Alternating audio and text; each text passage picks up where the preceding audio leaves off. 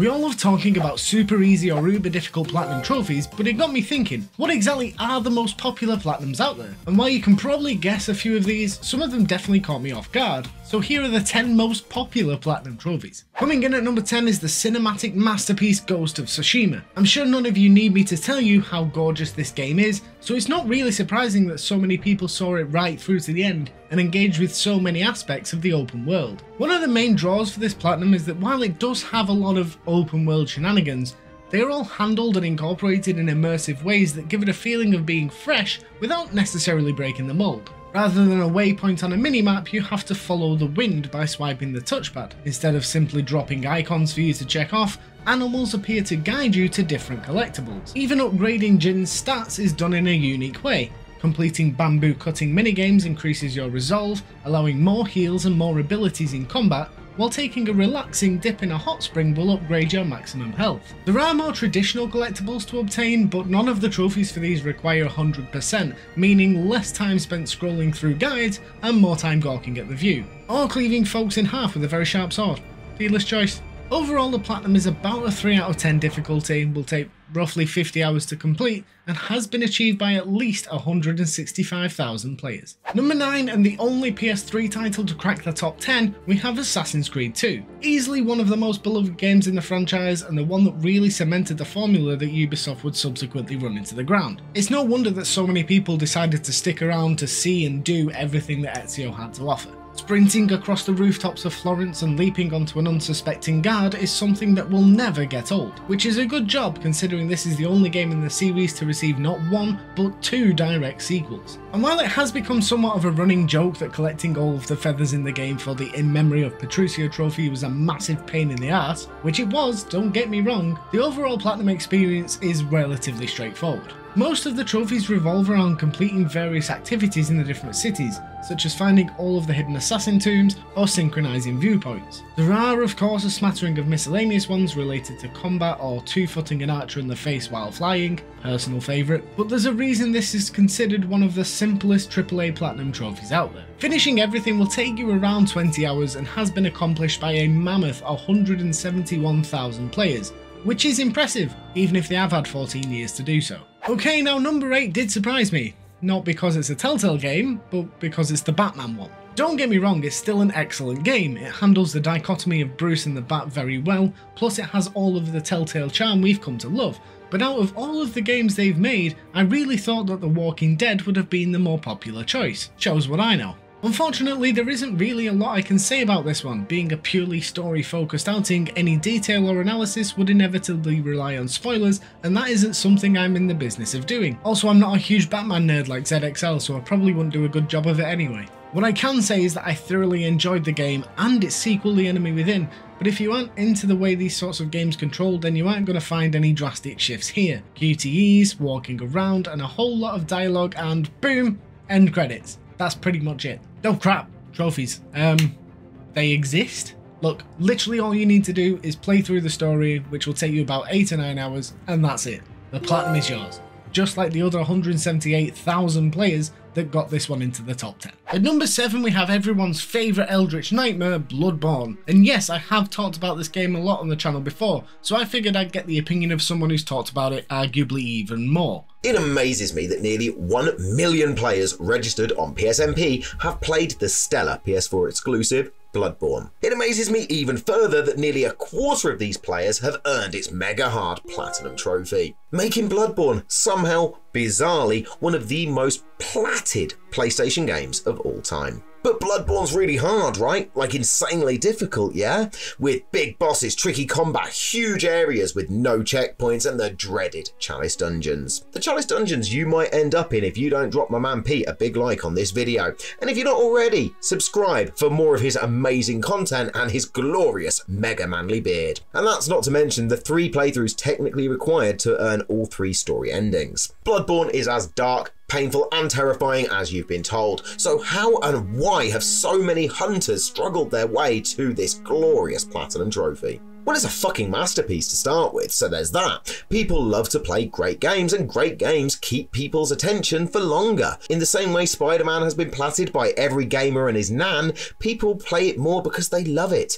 Pretty simple. Bloodborne is just a very good, and very addictive game. The better you get, the harder the enemies become. For those of us who suck, it can resemble a roguelike more than it does an actual Souls game. The game creates small gameplay loops in each area. You simply have to attempt each new environment until you've earned enough blood echoes to level up and actually leave it. This sounds repetitive, but unless you get really stuck, it's hugely unlikely you'll get fed up of any area in the game. Secondly, and this is true for myself, Bloodborne, like the Dark Souls trilogy, are status symbol platinums. Plats people often earn to prove to themselves or others that they do actually have some gaming talent, which is why you often see it displayed in people's trophy cabinets or cleverly positioned into their milestones. They are milestones, rites of passages that many trophy hunters feel drawn to. Of course, you could do Demon Souls or its PS5 remake instead, but there is something truly unique about Bloodborne, about Yharnam.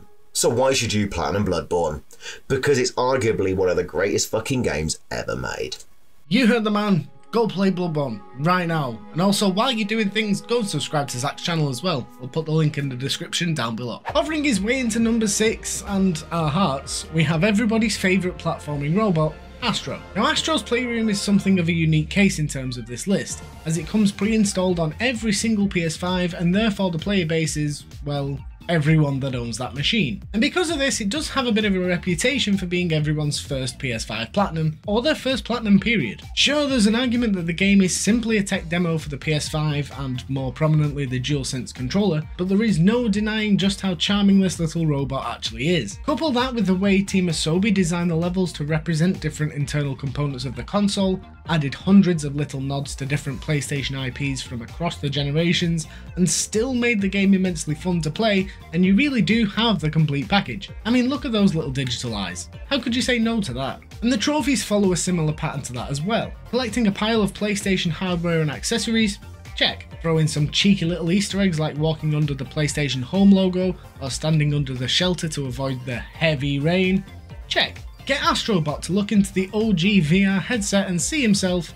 Double check. Honestly, if you picked up a PS5 recently and have yet to jump into Astro's Playroom, you owe it to yourself to rectify that. I mean, you could do it in an afternoon like the 205,000 other people that have it, or in just over 2 hours if you're a maniac like me. What have you got to lose? Into the top 5, and this is one of only 2 games on this list I haven't actually done myself, Infamous Second Son. In fact, this is the only game in that series that I haven't even played, never mind gotten the plat. So I'm definitely going to have to rectify that. From what I can gather though, this game seemed to steer toward a brighter, more upbeat tone, at least on the surface, compared to the first 2 games, bringing in a new protagonist and a new location, and expanding the gameplay by including a variety of new powers for players to mess around with. And in a similar way to Assassin's Creed 2, seeing clips of new character Delsin leaping across the city of Seattle seems like it would simply never grow old, which is probably a good job seeing as, like the 2 games before it, Second Son will require at least 2 playthroughs. And if my experience with the spin-off game First Light is anything to go by, it's something that would draw me in almost immediately. The rest of the trophy list looks fairly completion heavy, requiring you to 100% complete all of the districts in the game, as well as a few ability based trophies such as the brilliantly named Cough Drop for performing a comet drop onto 3 coughing enemies. I can't make this up. Needless to say, this is one I am squarely setting my sights on, especially considering it sits behind me on my shelf as we speak, and I look forward to joining the 235,000 other people that have liberated Seattle from the DUP. And just squeezing in at number 4 above Infamous is Rocket League, the other game on this list that I don't have. I'll be honest, I did start this game a couple of years ago with the intent of getting the Platinum Trophy, but it really just didn't click with me. Don't get me wrong, the game is great at what it does, and clearly, given its huge success, many people do love it, but I unfortunately was not one of them. The other thing that turned me off of it was just how grindy some of the trophies seemed. Like, don't get me wrong, I'm not opposed to a grindy game. I've played Yakuza Like a Dragon, I'm doing Like a Dragon Infinite Wealth at the moment. I'm all for that, but this one just isn't for me. Maybe if I was casually grinding this out with someone else, I'd stick with it. I just don't see me going for this anytime soon. Also, I do want to mention that the reason I think this game makes it onto this list is because it's free to play and therefore has a ludicrously large player base. Like, there are 236,000 achievers for this, and it is still classed as rare on PSN profiles. So, yeah. It is top 3 time now, and I reckon you guys can have a pretty good guess as to which games are at the peak. But what order are they in? God of War's 2018 reboot was, and still is, an absolute masterpiece in storytelling, taking a largely one-dimensional character and developing him in a way I don't think anyone really saw coming. Leaving the Greek pantheon behind and grunting his way into Odin's eyeline, Kratos and his new son Atreus set their sights on the highest peak in Jotunheim in order to spread the ashes of his beloved Fae, which of course involves punching everything in a 12-mile radius that tries to offer him tips on beard grooming. The location switch wasn't the only big shake-up though, with this new adventure bringing with it a whole new combat model and shifting away from the more static camera in order to help add weight to every swing of Kratos' new axe. And yes, it even has a throw and recall mechanic that would make Thor envious, but we'll save that for the sequel. As for the trophies, we are treated to a healthy smattering of open world goodness with a handful of collectible types to obtain. Anyone that has this knows just how irritating those goddamn ravens can be, as well as some optional areas and of course, bosses. And in fact it's these latter two that can honestly prove the breaking point for many. Getting through the optional Muspelheim trials isn't too bad, with each section slowly building the difficulty until you go toe to toe with the Valkyrie at the end, but the Niflheim area can absolutely burn in hell. Having to navigate through that stupid labyrinth, fighting off enemies and opening chests, only to lose it all because you didn't quite make it back in time is... It's the biggest piece of dog shit. And even that pales in comparison to fighting all the optional Valkyries. Most of the individual fights are straightforward, with each having their own unique style or attack for you to learn. The true nightmare comes once you make it to the Queen, who decides to employ the tactics of every other Valkyrie in one confrontation that can take literally dozens of attempts. And that's uneasy. How some people defeated this absolute troll on Give Me God of War difficulty, I will never understand. Still, that didn't stop an insane 267,000 trophy hunters from conquering this challenge and the 45-hour completion time to earn this coveted platinum. Taking home the silver trophy with a whopping 284,000 platinum achievers is Horizon Zero Dawn. Arguably my personal favourite game on this list, Guerrilla's 2017 post-apocalyptic journey goes to places I seriously never expected, all while allowing you to take down huge robotic dinosaurs with an arsenal of creative weapons, which probably would have been enough on its own. The game puts you squarely in the shoes of Aloy, an outcast shunned by almost everyone she's ever met, and tasks players with uncovering the truth behind humanity's downfall, all while saving the Earth from a rogue AI. But it's the way that the story unfolds and the revelations that it thrusts upon you that end up making this such an engaging time. It also helps that it's just really fun to fight the big robots with a bow and arrow. In terms of the platinum, the game does lean quite heavily on a lot of the usual open world checklist items, with collectibles and enemy kills making up a large chunk of its 56 base trophies. But there are still some side quest related ones for finishing a particular subplot or for scanning every type of machine in the game using Aloy's focus.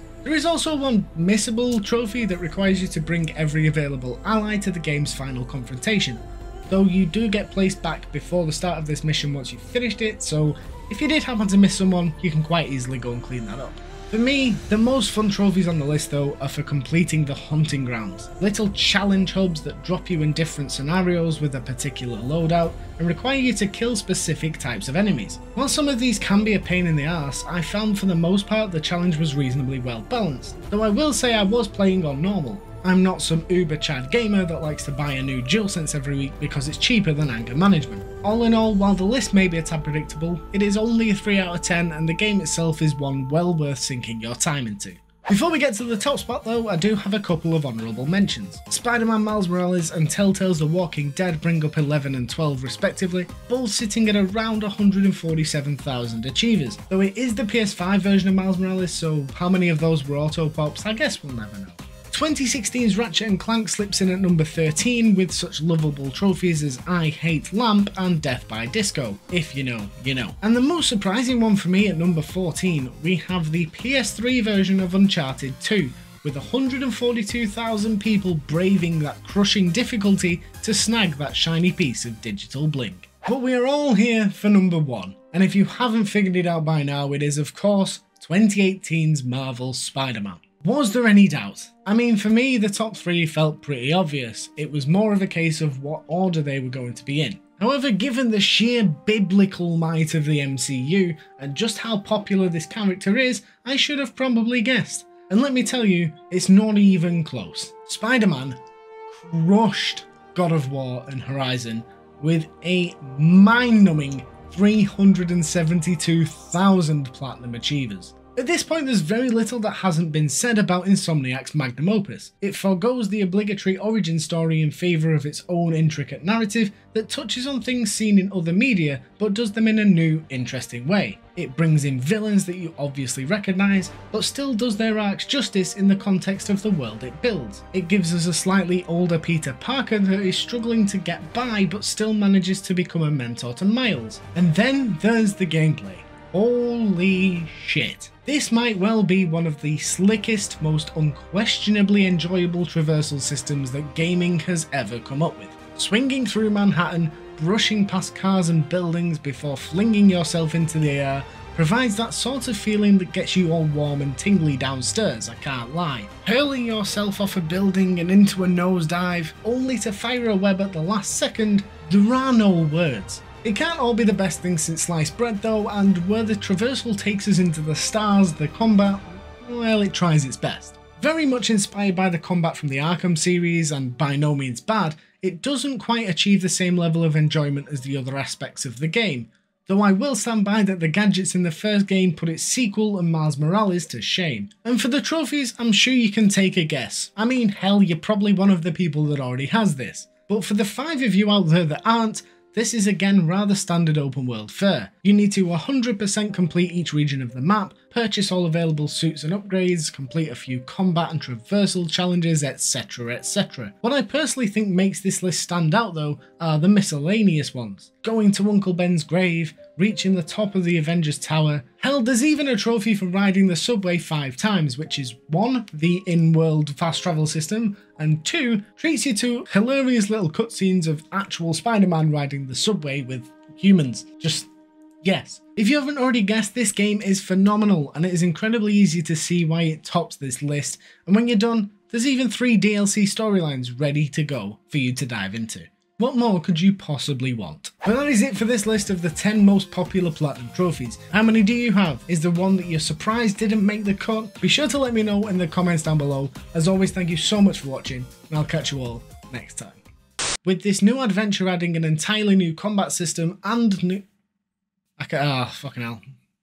The location switch wasn't the only big shake-up though. With this new The location switch wasn't the only big shit. Fucking... oh my god.